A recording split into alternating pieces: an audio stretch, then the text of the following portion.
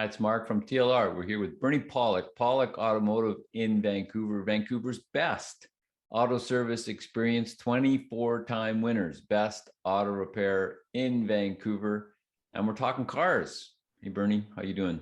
I'm good. So today's victim, 2015 Land Rover LR4 that had a thermostat issue. What was going on with this LR4? Yeah, so the owner came into the shop with a complaint of a coolant leak, and we proceeded to do a diagnosis on that. And as you can guess, the thermostat was leaking, because otherwise we wouldn't be talking about the thermostat. But that's basically the coolant leak was the issue they came in with. So how do you find the cause of a leak? Two tools. First is a cooling system pressure tester, and the second is our eyeballs to see where the leaks are coming from. We basically pressure test the cooling system. A pressure tester builds up pressure in the cooling system, much like you would have when the engine's running. And vehicle cooling systems are under pressure. Having cooling under pressure allows the temperature to go higher without boil over. So that's basically how vehicle cooling systems work. And a pressure tester generates that pressure even with the engine cold. Then we can find the leak much easier. So how difficult a replacement is the thermostat on an LR4? Well, it's a bit of a pain. This is a supercharged V6 engine, so the thermostat is buried down at the side of the engine. There's a number of things to remove. And, thermostats are a little different than they used to be. Like in the olden days, a thermostat wouldn't even cause a leak. It would be a thermostat housing gasket. But this is an integral thermostat. We'll get into a picture in a minute, but it's basically a plastic modular assembly with hoses that bolt in and out, and the thermostat sits in the middle. So, the plastic cracks or breaks, it deteriorates like it does in so many vehicles. And that's what causes a leak.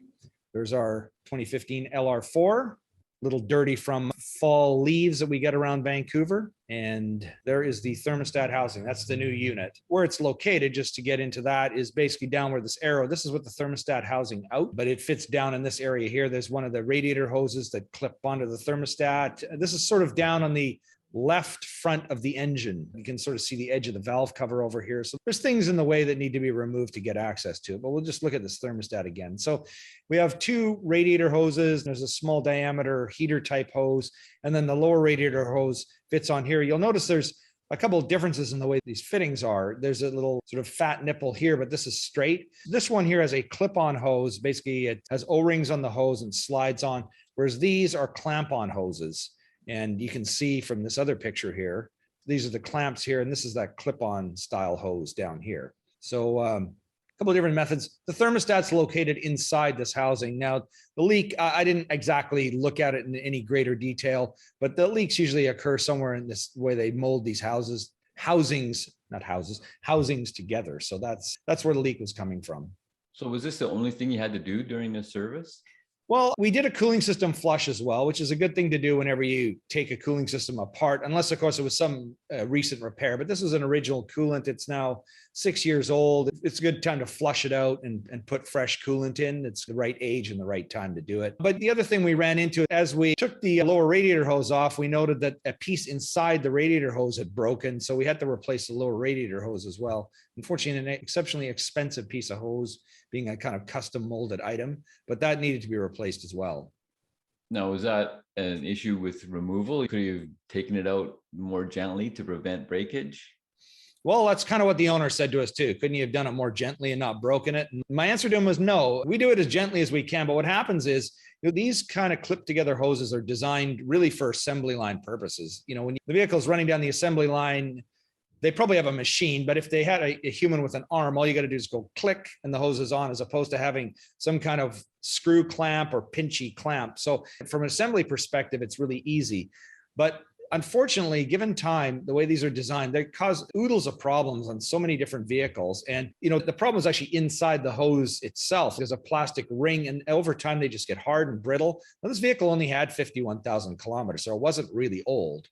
You think, oh, it should come apart and go back together, but really they're just designed well for assembly line use. And sometimes you get lucky and it all goes back together, and other times you don't. I was just thinking about a Ford truck we had a while ago. We did some engine work and we clipped one hose together, and then that leaked, and then fixed that, and then another one leaked. And it was like, what should have been done on Wednesday took till Friday because it needed a bunch of extra hoses that just failed from whatever, we breathed on the vehicle the wrong way. So that's what kind of happened. So just be prepared. If you're watching this video, a lot of times these things happen. It's unforeseen, and it happens. A lot of European cars especially have these clipped together hoses, but American vehicles use them too. And those hoses are going through immense amounts, a lot of heat cycles of heating, cooling, heating, cooling, heating, cooling. And if you've used plastic at all, that's going to wear it out pretty quick. It is, it's true. And the other thing is we say, oh, great, this thing's got low kilometers. Why would it wear out? Well, chances are it's probably had a lot of short drives, and those heat and cooling cycles make a big difference. I was talking to someone the other day, he was in a taxi and the odometer, it said it had 25,000 kilometers. And the guy said, how do you have such low kilometers? Well, it actually rolled over. It had 1,125,000. It's a Toyota Sienna van. And you're thinking, well, an average Sienna will never last that long, but because it's a taxi, it's being driven all day long. So it's like the heat and cooling cycles don't happen so much that the engine's on pretty much all the time. So the vehicle really lasts a lot longer. We're really hard on our vehicles starting and stopping, but of course we're not going to just leave them sitting running in our garage all day long, wasting fuel and polluting the air. It's better to shut it off, of course, but just par for the course. So are coolant leaks like this a common issue for LR4s? Well, not just LR4s, but Land Rovers and Range Rovers in general. We do a lot of coolant leaks on these vehicles. Again, it's like these clip together hoses fail. There are hoses that hide under superchargers on some models that fail. There are hoses that hide under intakes that fail. Again, they get a lot of heat. Sometimes a bit of oil will seep onto them and they'll wear out, or these plastic hoses get brittle and they break, or the thermostat housing. So coolant leaks are a pretty common repair for us on a lot of Land Rover products. So you mentioned this is a 3-liter V6.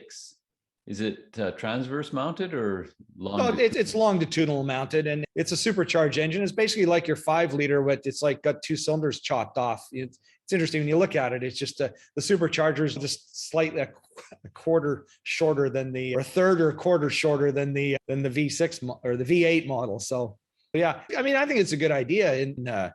In the V8, the supercharged V8s, I mean, they're kind of ridiculously high powered, way over 500 horsepower. I think you can do with a nice V6 supercharged engine and still get lots of power for a vehicle like this. How are they for reliability? Well, there's more stuff that goes wrong with these things than they probably could. So, I mean, again, coolant leaks, 50,000 kilometers, 6-year-old vehicle. To me, it seems a little early. I mean, if it was my own vehicle, I'd kind of expect stuff like that at 10 years and maybe not 5, but there's more stuff that goes wrong with Land Rovers, as we talked about. We got our video collection. Nice vehicles though. If you're looking for service for your Land Rover or Range Rover, the experts in Vancouver are Pawlik Automotive.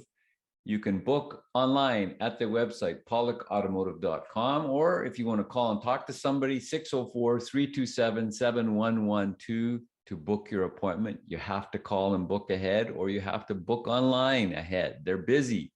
Check out, of course, the website. There's hundreds of videos and explanations on there. 10 years worth of these conversations, pawlikautomotive.com, or the YouTube channel, Pawlik Auto Repair, all makes and models and types of repairs. Thanks so much for watching and listening. We really appreciate it. And thank you, Bernie. Thanks for watching, and thanks, Mark. Always fun.